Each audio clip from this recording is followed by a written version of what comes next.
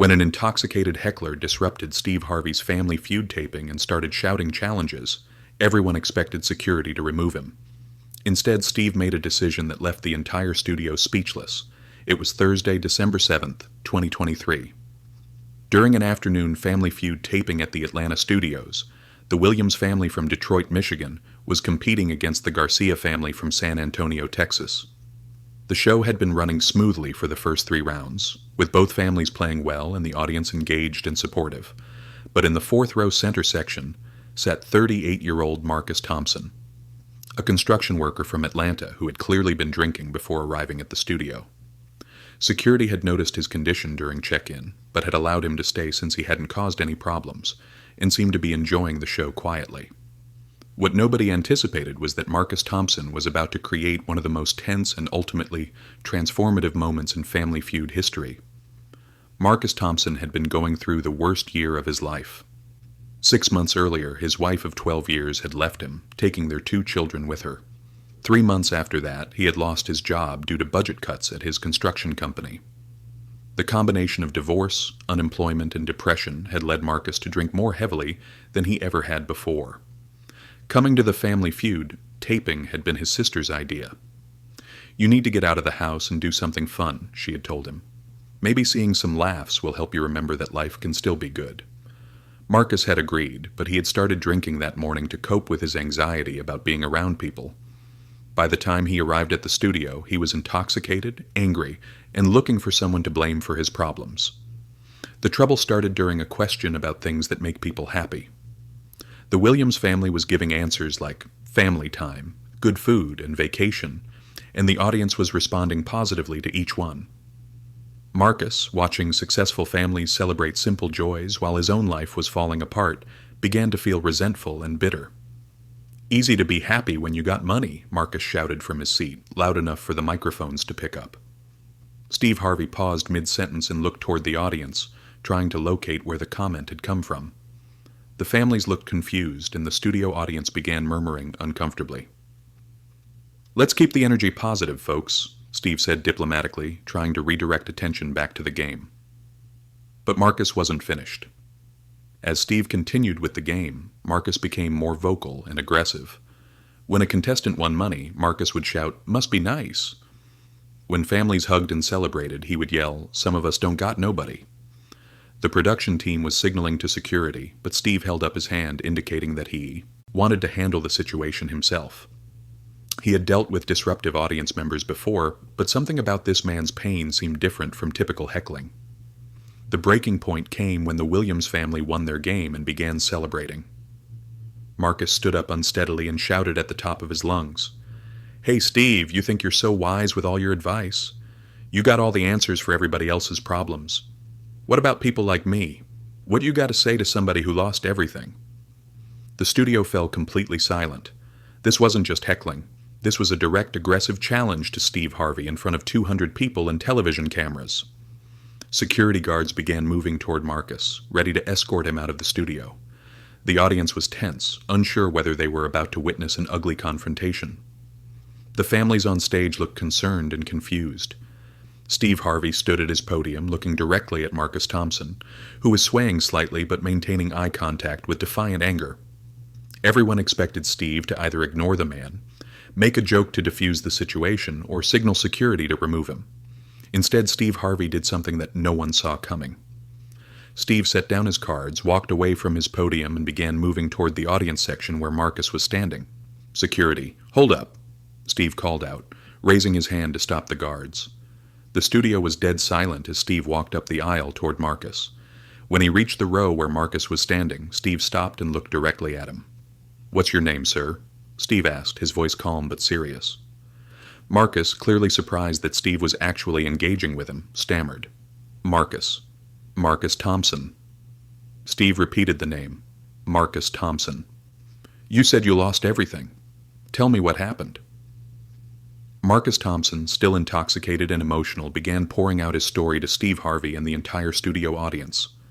"My wife left me 6 months ago, took my kids with her," Marcus said, his voice breaking.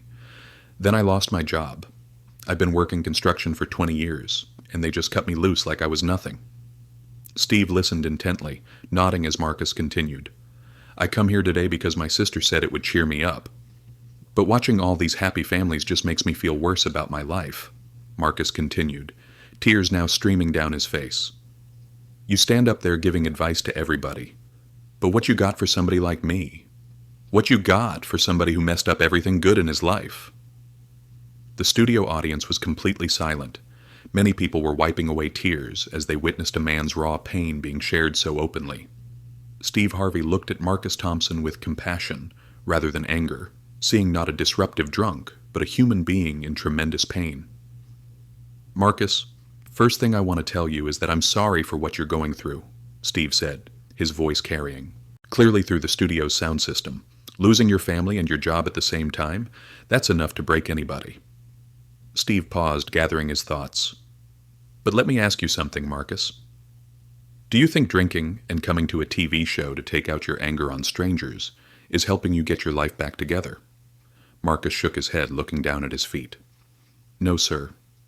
It's not, Marcus replied quietly. Steve Harvey made a decision that would change Marcus Thompson's life forever. Marcus, you asked me what I have to say to somebody who lost everything, Steve said. Here's what I got for you. You haven't lost everything until you lose hope. And the fact that you're here today, angry and hurting, but still showing up, tells me you still got fight in you. But you're fighting the wrong battle, brother. You're fighting against other people's happiness instead of fighting for your own recovery. The audience was hanging on every word as Steve delivered what would become one of his most quoted pieces of life advice. Marcus, I'm going to make you an offer, right here, right now, Steve announced. If you're serious about getting your life back together, I'm going to help you do it. Marcus looked up, confused and surprised. I'm going to connect you with people who can help you deal with your drinking, help you find work, and help you become the kind of man your children can be proud of again, Steve said. But you have to want it, and you have to be willing to do the work. The studio audience was in complete shock. Instead of having Marcus removed, Steve Harvey was offering to help him rebuild his life. The question is, Steve continued, are you ready to stop being angry at the world and start being accountable to yourself? Marcus Thompson stood in the Family Feud studio, tears flowing freely, looking at a man who had every reason to have him thrown out, but was instead offering him hope. Mr. Harvey, I don't know what to say, Marcus stammered. Say yes, Steve replied simply. Say yes to getting help. Say yes to doing better. Say yes to becoming the man your kids deserve to have as their father. Marcus nodded, unable to speak through his emotions. Yes, he finally managed to say. Yes, I want help. What happened next was unprecedented in Family Feud history. The entire studio audience rose to their feet and began applauding, not for a game show victory, but for a human being choosing hope over despair. The Williams and Garcia families joined the applause. The production crew was crying. Security guards were wiping their eyes. Steve Harvey walked back down to Marcus and embraced him in front of 200 people, showing that compassion could triumph over confrontation when someone chose to see the pain behind the anger. True to his word, Steve Harvey connected Marcus Thompson with a comprehensive support network within 48 hours of the taping. Marcus was enrolled in an alcohol treatment program, connected with job placement services, and provided with counseling resources. But more importantly, Steve made sure that Marcus understood this wasn't charity. It was an investment in his potential to rebuild his life. I'm not giving you a handout, Marcus, Steve told him during their first follow-up conversation. I'm giving you tools. What you do with them is up to you. 6 months after his disruptive appearance on Family Feud, Marcus Thompson returned to the show as Steve's guest during a special segment about second chances and personal transformation. The man who walked onto the stage was completely different from the angry, intoxicated Heckler who had challenged Steve months earlier. Marcus was sober, employed, and in the process of rebuilding his relationship with his children. Mr. Harvey, you saved my life that day, Marcus said during the interview. When everyone else saw a drunk troublemaker, you saw somebody worth helping. Marcus's story became a catalyst for Steve Harvey to formalize his approach to helping people in crisis. The encounter led to the creation of the Second Chance Initiative, a program that connects people facing life crises with resources for recovery and rebuilding. Marcus taught me that sometimes the people who are causing problems are actually asking for help in the only way they know how, Steve explained when announcing the initiative.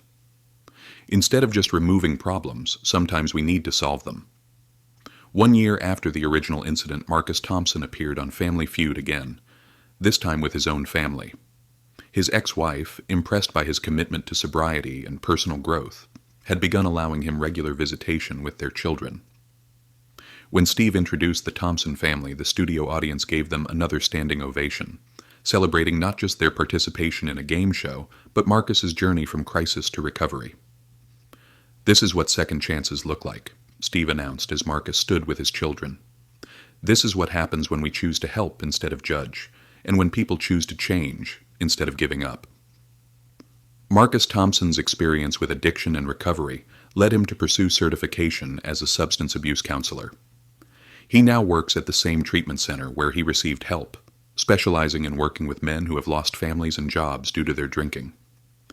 "Every day I meet men who are where I was that day at Family Feud," Marcus says, angry, drunk, and blaming everyone else for their problems. "I tell them about the day I challenged Steve Harvey and how he responded with love instead of rejection." Marcus's incident led to changes in how Family Feud handles disruptive audience members. Security staff now receives training in recognizing signs of personal crisis versus malicious behavior, and procedures were developed for situations where intervention might be more appropriate than removal. The protocol is informally known as the Thompson approach, looking for the pain behind the problem before deciding how to respond. Steve Harvey's handling of Marcus Thompson's drunken challenge became a masterclass in crisis management and compassionate leadership. The incident is now studied in conflict resolution and customer service training programs as an example of how to de-escalate confrontations through empathy and action. "Steve showed us that leadership isn't about having all the right answers," noted Dr. Patricia Williams, who studies crisis communication. "Sometimes it's about asking the right questions and offering the right help."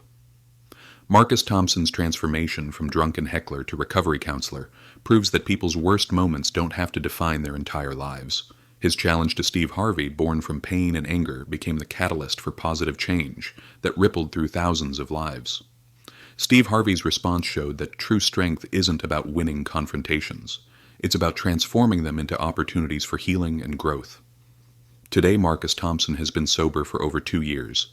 He has rebuilt his relationship with his children, found meaningful work helping others recover from addiction, and speaks regularly at treatment centers about his experience. The day he disrupted Family Feud drunk and angry became the day his real life began because one person chose to see his potential instead of just his problems. Steve Harvey's decision to engage rather than reject, to offer help rather than judgment, created a moment that reminded everyone that behind every difficult person is often someone who desperately needs assistance but doesn't know how to ask for it. Every month, Marcus Thompson sends Steve Harvey updates about the people he's helped in his work as a counselor. Each success story traces back to that day when a drunk, angry man challenged a television host and found compassion instead of confrontation. "Mr. Harvey didn't just change my life," Marcus reflects. "He changed how I see other people's problems. Now, when someone is acting out, I try to see what they're really asking for, just like he did with me." The heckler who tried to disrupt Family Feud ended up creating one of the most powerful moments in the show's history. Not because of the confrontation he created, but because of the transformation that followed when someone chose love over anger and hope over judgment.